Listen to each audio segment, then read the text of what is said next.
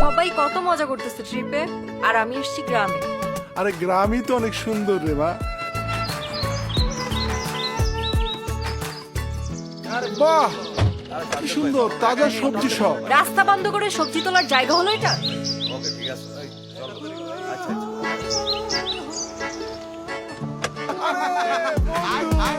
তুই কেমন আছিস বল?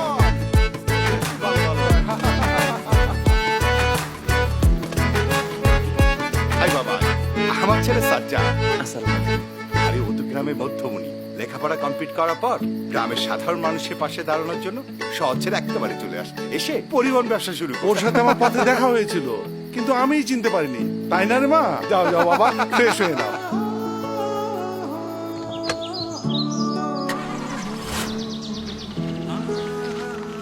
এই যে গ্রাম ঘুরে দেখবেন, চলেন আপনাকে গ্রামের সহজ সরল মানুষের প্রকৃতি ঘুরিয়ে দেখাই।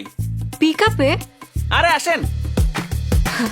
অসীম স্বপ্নের পথে প্রিয়জনের সাথে গন্তব্যে যাই ছুটে ছুটে। কাকা আসসালামু আলাইকুম। ওয়ালাইকুম সালাম ভাতিজা, কালকে সকালে মাছ তুলবো বাবা, কষ্ট করে একটু চলে আইসো। সময় মতো পিকআপ পৌঁছে যাইবো। চাচা কেমন আছেন? তুমি আসো বললে ভালো আছি বাবা। শহরে সময় মতো সবজি পাঠাইছিলাম, ভালো দাম পাইছি। ঠিক আছে, ভালো থাকেন।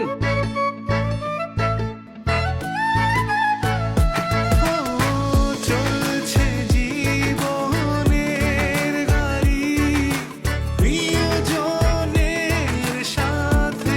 আপনাকে তো দেখি সবাই খুব পছন্দ করে। মানুষের পাশে থাকতে পারাটা অনেক আনন্দের।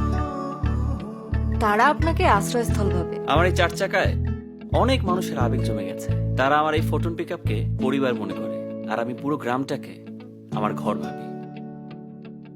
সবকিছু তো আমার আমার করেন কেন? আমিও তো এখন একজন এই গ্রামের বাসিন্দা, তাই না? এখনো পার্মানেন্ট হন নাই। ভালোবাসা ছড়িয়ে পড়ুক প্রতিটি মনে ফোটন পিকআপের সাথে।